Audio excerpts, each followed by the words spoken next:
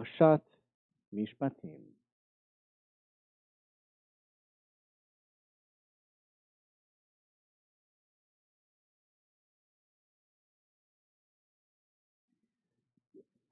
The Torah.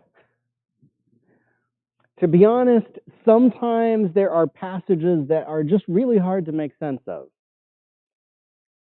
When you acquire a Hebrew slave, he shall serve 6 years. In the 7th year, he shall go free without payment. That's Exodus 21:2. When a man strikes the eye of his slave, male or female, and destroys it, he shall let him go free on account of his eye. Exodus 21:26. When an ox gores a man or woman to death, the ox shall be stoned, and its flesh shall not be eaten, but the owner of the ox is not punished. Exodus 21:28. Just everyday situations you run into. Got to watch out for those dangerous oxes. Oxen? Oxen. I'm getting shrugs. I think it's oxen. Got to watch out for them. This is just run-of-the-mill, day-to-day problems of modern American life, right? Well, these passages from this week's Torah portion make up what is known as the Covenant Code of Exodus. Now, for thousands of years, these laws remain steeped in mystery. They represent the first code of law following the Ten Commandments, delivered by Moses to the people of Israel immediately when he ultimately descends from Mount Sinai. Well, what is it that caused Moses, the great lawgiver, to prioritize these particular laws about slaves and injuries and oxen? What are we to make of these laws today? Wouldn't it have been better for Moses to begin his discourse with laws of universal and timeless application? Well, the question of these laws remained shrouded in darkness for about 2,000 years. Their true meaning was obfuscated even from the great rabbis of old. It was not until about 120 years ago, I'm sorry, did I say 2,000 years? Much longer than that. Probably closer to 3,000 years. More than that even. 3,500? Okay.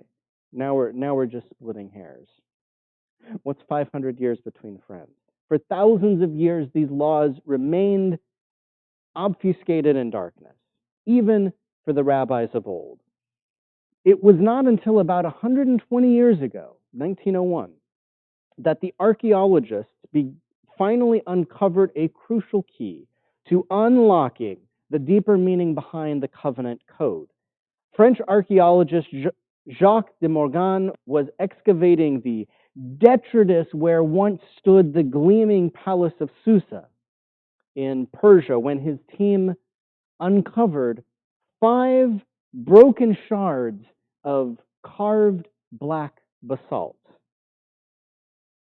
This was surely an exciting discovery from the very beginning, but the archaeologists could hardly have understood the significance of the inscription they had uncovered. The stele, as it's known, once translated, contained what is now known as the Hammurabi Code, named after the Persian king who's believed to have authored it. Dating back hundreds of years even before Moses, hundreds of years before Moses, this legal standard was spread throughout Babylonia and Mesopotamia and shared across cultures. As it should so happen, the covenant code that makes up the bulk of this week's Torah portion, Mishpatim actually means laws. It bears a striking resemblance to the Hammurabi Code as well.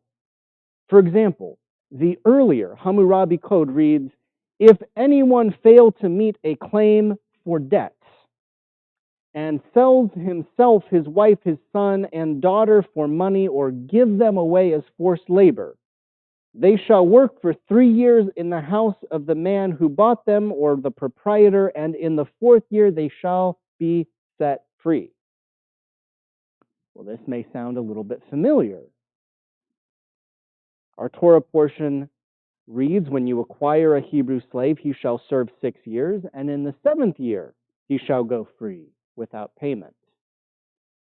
The Hammurabi Code reads, if during a quarrel one man strike another and wound him, and then he swear, I did not injure him willingly, then he shall pay his physicians.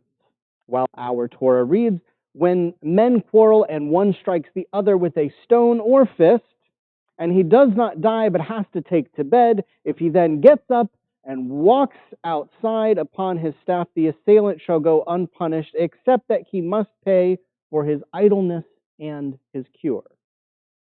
Expanded slightly there.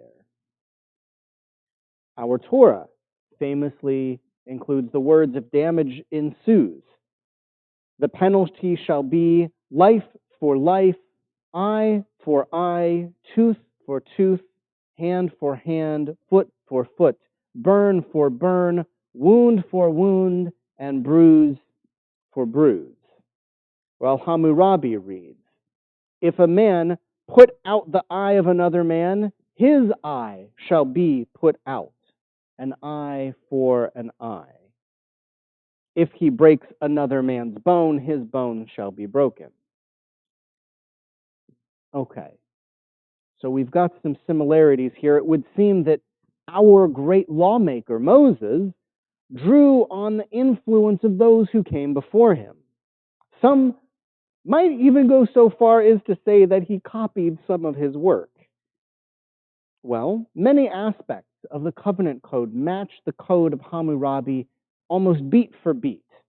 However, we can perhaps derive some deeper meaning, not by looking at these separately, by looking at them side by side. We see now, with now having a point of comparison, that Moses in our Torah does not merely record laws and regulations. Rather, what we uncover is a record of the Torah's law-making process. By the time the Oral Torah was first written down, it was clearly enumerated that the phrase eye for an eye was intended to indicate a fair financial compensation for injury rather than literally inflicting an injury upon a guilty pugilist. The Torah seems to be harsher in some ways than the Hammurabi Code. For example, it allows 7 years of indentured servitude as opposed to 4. Yet, on a larger scale, we can understand that the Hammurabi Code is focused entirely on the rights of slave holders. It specifies the penalty for freeing another man's slave, the rights of a slave owner to buy or sell or transfer indentured servitude. In essence, it is a detailed code to protect human traffickers. On the other hand, our Torah is entirely focused on the rights and protections of the slaves themselves. The Torah details the obligations of a master toward his slaves. Later Jewish law details this even further. The rabbis go so far as to declare that the responsibility of providing equitable accommodations for one's slaves is in and of itself a persuasive reason to avoid owning a slave. Now, this was over 2,000 years ago.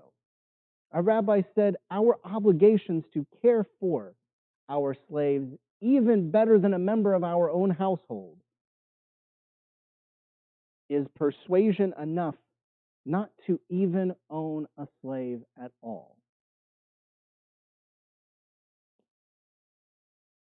So it is that our Torah demonstrates the ways in which we should change unjust laws of every era.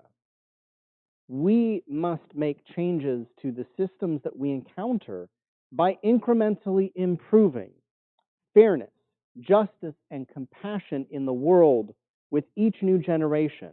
It is not our obligation to dismantle and upend the social order, but rather to work diligently and thoughtfully to improve the systems which govern our world.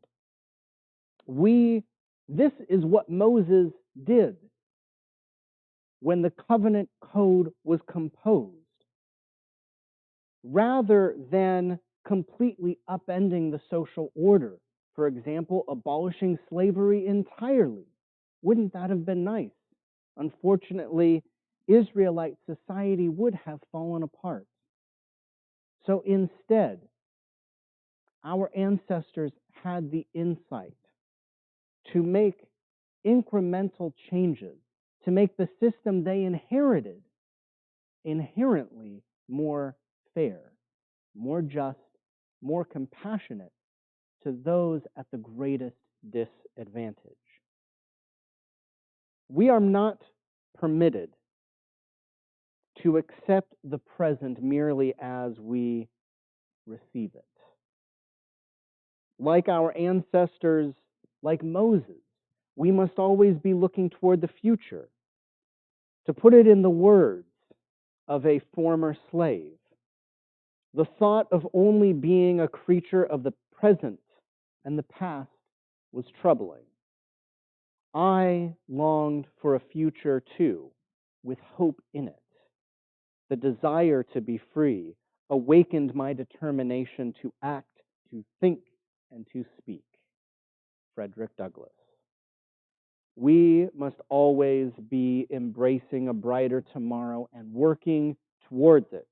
We must never allow ourselves to use the injustices of the past as an excuse for the present or for the future. Shabbat Shalom.